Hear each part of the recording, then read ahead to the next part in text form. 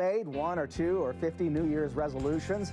Statistics show there is a more than 1 in 3 chance that you will break it by the end of this month. And the odds of keeping it all year, well, they're under 50%, especially as you get older. Well, joining us with some ways to defy those odds and keep your resolutions for 2019 is Dr. Renee Solomon of Forward Recovery. Dr. Solomon, thanks so much for being here. Thank you for having me.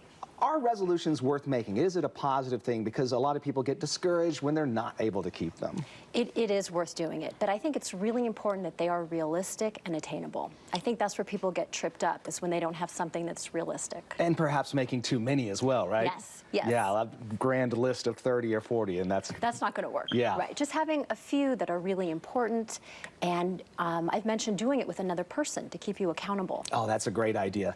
All right, so let's talk about the 4 things you say can really make a difference when it comes to keeping your resolution. And the first one is writing it down, right? Definitely. When you see something in writing, it stays in your mind, it stays in your brain, and you're more likely to commit to it.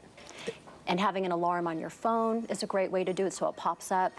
And even maybe doing it every month on your phone so that it keeps coming throughout the year. That's a great idea, and that goes to your next step, and that's just checking in regularly to see how you're doing.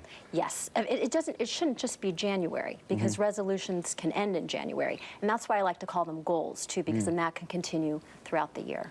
And that also plays into the idea of having someone you're doing it with. That's much easier to check in with each other. How are you doing, and what are you running into? Exactly, and even doing it with someone who has like-minded goals, that makes it easier, because if you're someone that is doing like a dry January and not drinking in January, it's hard if you're around people too who don't have the same goal. Right. But if you do, then you can spend time with that person, and it makes it easier to accomplish your goal. Yeah, that great awful year for me of Dr. Pepper, no Dr. Pepper, I did it with my kids, and that made it a little easier because we kind of held each other accountable. Of course, and then you have support. Yes. You're doing the same thing. Yeah, so we were able to get through.